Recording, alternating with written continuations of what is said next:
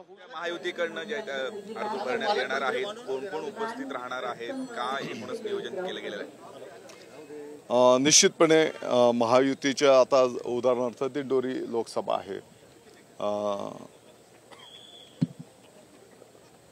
उमेदवारांचा फॉर्म उद्या दाखल होईल.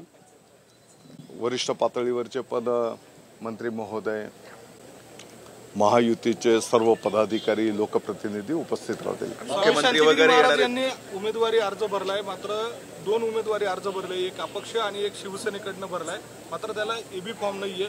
आपल्यासोबत काही चर्चा झाली? आपल्याला सर्वांना माहिती आहे की लोकशाहीमध्ये नियमानुसार आपल्या उमेदवार जो काही फॉर्म भरतो, ज्या उमेदवाराला त्या पक्षाचा एबी फॉर्म असतो तो त्या पक्षाचा अधिकृत उमेदवार असतो.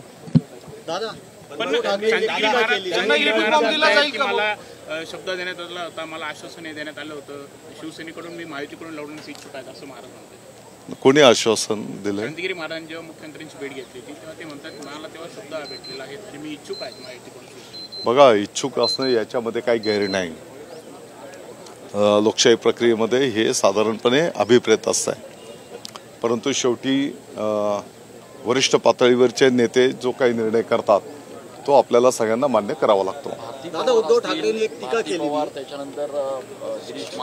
आज महाराष्ट्र दिवस आहे, शुभ दिवस आहे. आरोप केलाय ना का लुटारूंच्या हातात लोकसभा निवडणुकीनंतर आम्ही महाराष्ट्र देणार नाही, असा मोठा आरोप केला. महाराष्ट्राची जनता ठरवेल. लुटारू कोण आहे,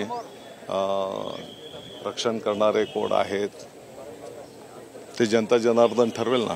भारती पवार यांनी काल भुजबळांची भेट घेतली, गिरीश महाजन भेटायला गेले होते. आज आम्ही सगळे महायुतीचेच पदाधिकारी आहेत, नेते आहेत, त्याच्यात गैर काय? आपल्याकडनं कोणी अद्यापही केलेलं नाही त्यांच्याशी कुठे? किंवा भुजबळांची भेट घ्यायला, त्यांना सक्रिय करायला प्रचारामध्ये. भुजबळ साहेब नेतृत्व करतील ना सक्रिय करण्याचा, आणि त्याचा विषय काय तो.